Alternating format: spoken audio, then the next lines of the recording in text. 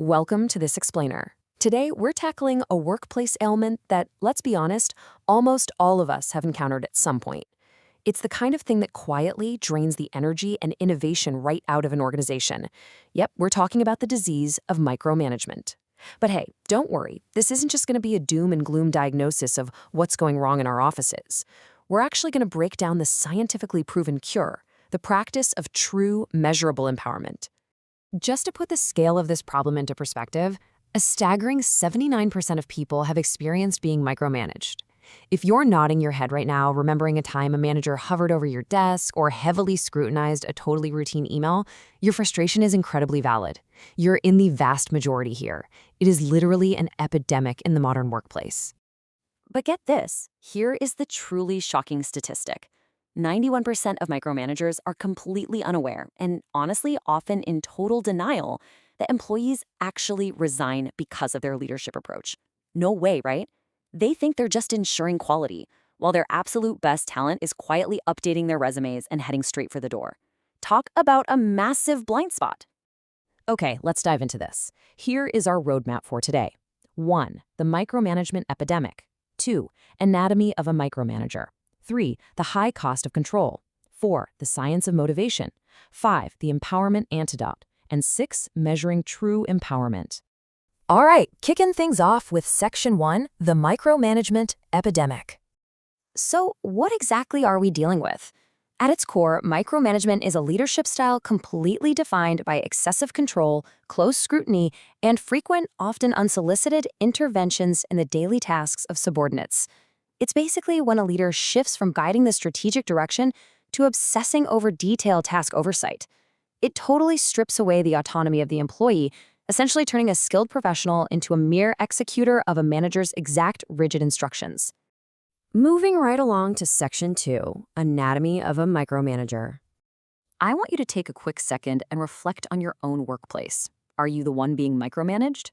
You know the symptoms: constant check-ins from your boss, finding yourself unable to make even basic decisions without getting approval first, and feeling like your manager is more of a strict teacher than a collaborative leader. Or, actually, let's be totally honest here. Are you the micromanager? Are you providing extremely thorough, rigid instructions? Are you consistently failing to delegate because, well, you think it's just faster to do it yourself? It's a really tough mirror to look into, but a necessary one. So why does this happen in the first place? Well, the root causes are deeply human. It usually stems from a profound need for control, a fundamental lack of trust in subordinates, or a deep-seated fear of failure or insecurity. Now, to be entirely objective, there are some rare, context-specific environments where this intense scrutiny is actually beneficial. Think of high-stakes industries like aviation or healthcare, where extreme precision and risk mitigation are literally matters of life and death. But for the vast majority of modern, knowledge-based businesses, this level of control is highly misplaced. Which brings us to Section 3, the high cost of control. The fallout from all this is severe. We're talking decreased morale and a sharp reduction in creativity, mostly because constant scrutiny completely stifles innovation. But perhaps the most dangerous consequence of all is something called learned helplessness. When a manager constantly intervenes and corrects, employees eventually just stop trying to think for themselves. They become overly dependent, waiting for instructions rather than proactively solving problems. And you guessed it, this creates massive bottlenecks, elevated turnover, and inevitable employee burnout. Let's shift gears now into Section 4, the science of motivation. Now, what's really interesting about this slide is this massive meta-analysis of 192 studies on workplace motivation. It maps a direct, scientifically proven pathway. Over on the left, you see need support from a leader. Follow those arrows and you see exactly how that support directly feeds into psychological need satisfaction, which then sparks autonomous motivation and ultimately leads straight to those adaptive work outcomes on the right. We're talking things like higher job satisfaction, work engagement, and performance. The science proves that you don't get performance through control, you get it through support. According to self-determination theory, every single employee has 3 core psychological needs. First, autonomy, the feeling that they actually have a choice and a voice in their work. Second, competence, the feeling that they are effective and growing. And third, relatedness, the feeling of connection and belonging.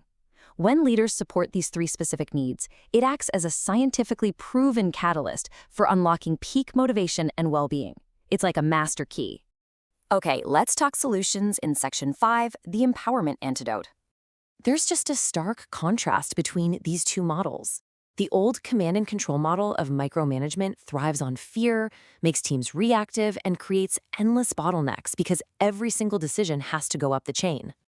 Modern leadership, on the other hand, is trust-based, proactive, and agile. By moving away from dictating the how and instead trusting the team, modern leaders unlock the collective intelligence of the entire organization. To actually be that modern leader, there are 4 key pillars you've got to build. First, set the vision and context.